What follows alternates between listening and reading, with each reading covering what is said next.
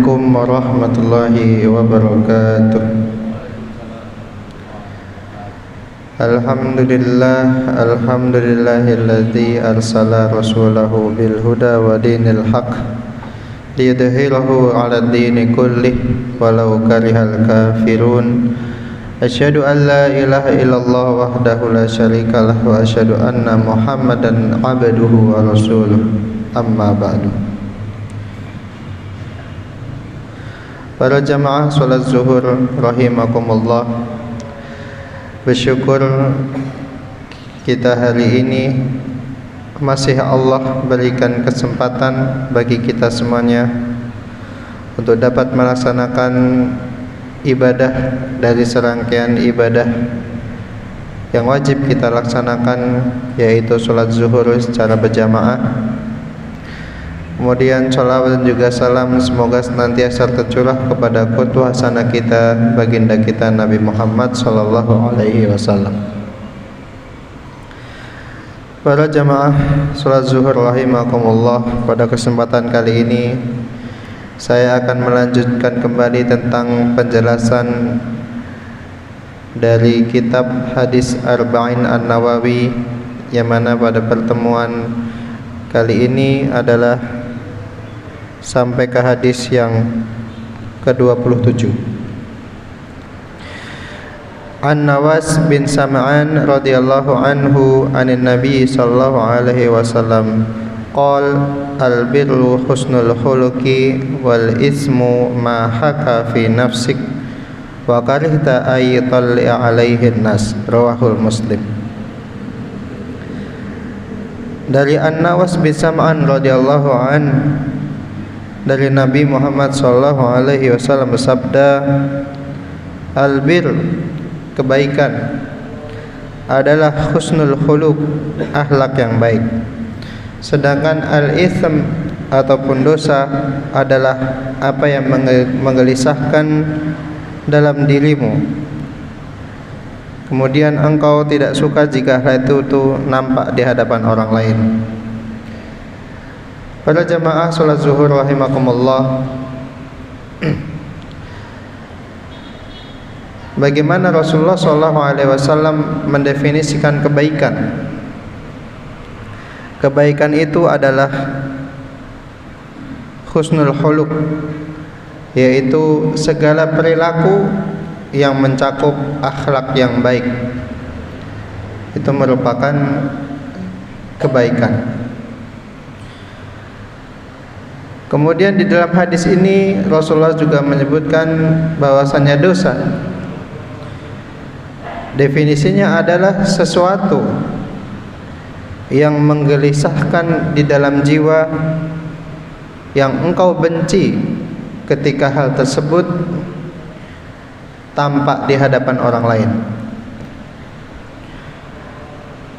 Maka kemudian terdapat hadis di dalam bab ini juga, wa Bisah bin Ma'bad qala ataitu Rasulullah sallallahu alaihi wasallam faqala.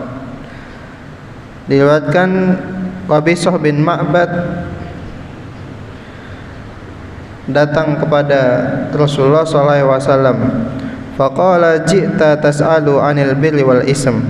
Maka Rasulullah sallallahu alaihi wasallam sabda, apakah engkau datang untuk bertanya tentang kebaikan dan juga dosa? Qultu, maka dia berkata, aku berkata, na'am, ya. Qala istafti qalbak, al-birru ma'itma'nanta ilaihin nafsu watma'anna ilaihil qalbu, wal ismu ma haka fin nafsik fi nafsi wa taraddada fis sadr wa in aftakan nasu wa aftuka. Kemudian Nabi sallallahu alaihi wasallam bersabda, kebaikan itu mintalah fatwa kepada hatimu. Kebajikan itu adalah apa saja yang jiwa merasa tenang dengannya dan hati merasa tentam kepadanya. Sedangkan dosa itu adalah apa saja yang mengganjal dalam hatimu dan membuatmu ragu, meskipun manusia memberi fatwa kepadamu. Maka di dalam hadis ini, para jamaah rahimakumullah, ketika kita melakukan kebaikan, ketika kita melakukan amalan soleh, kebajikan, maka itu akan mendatangkan ketenangan dalam jiwa kita. Maka itu akan mendatangkan kedamaian, ketentraman di dalam hati kita ketika kita melaksanakan suatu amalan soleh. Begitu sebaliknya ketika kita melakukan sebuah dosa. Ketika kita melaksanakan sebuah dosa, tentu kita akan merasa gelisah, merasa tidak tenang dalam hati kita, dalam jiwa kita ketika kita melakukan dosa tersebut. Dan tentunya ketika dosa itu terlihat oleh orang lain atau orang lain mengetahui dosa tersebut, maka kita tidak ingin dosa tersebut dibicarakan ataupun dosa itu menjadi aib bagi diri kita. Maka para jamaah rahimakumullah, tentunya manusia tidak luput dengan apa yang namanya dosa, karena kita bukan Nabi Muhammad SAW yang dijaga oleh Allah dari sifat dosa.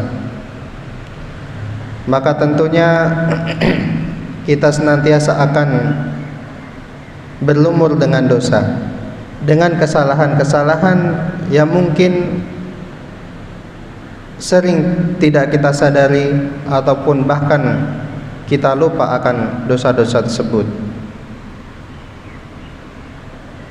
Maka sebisa mungkin kita jauhi dosa-dosa, kemaksiatan yang sifatnya adalah dosa-dosa besar. Karena dosa-dosa besar ini biasanya akan tampak dari keseharian kita. Adapun ketika kita melaksanakan atau melakukan dosa-dosa kecil yang tidak kita sadari, maka sebagaimana perintah Nabi, fatbi sayyi'atal hasanata tamhuha, maka kita bisa menutupi dosa-dosa kecil kita dengan kebaikan-kebaikan kita yang akan menghapus dosa-dosa tersebut. Maka para jamaah rahimakumullah, senantiasalah kita berbuat kebaikan, melakukan amalan-amalan baik, sehingga dosa-dosa yang kita lakukan dapat terhapus dengan amalan-amalan kebaikan yang kita lakukan, seperti melaksanakan puasa sunnah, kemudian melaksanakan sholat sunnah rawatib, bersedekah dengan istiqomah meskipun hanya sedikit, dan lain sebagainya, serta senantiasa menjauhi dosa-dosa besar serta syirik kepada selain Allah Subhanahu wa taala. Mungkin hanya ini yang dapat saya sampaikan. Wabillahi taufiq wal hidayah. Summa wassalamualaikum warahmatullahi wabarakatuh.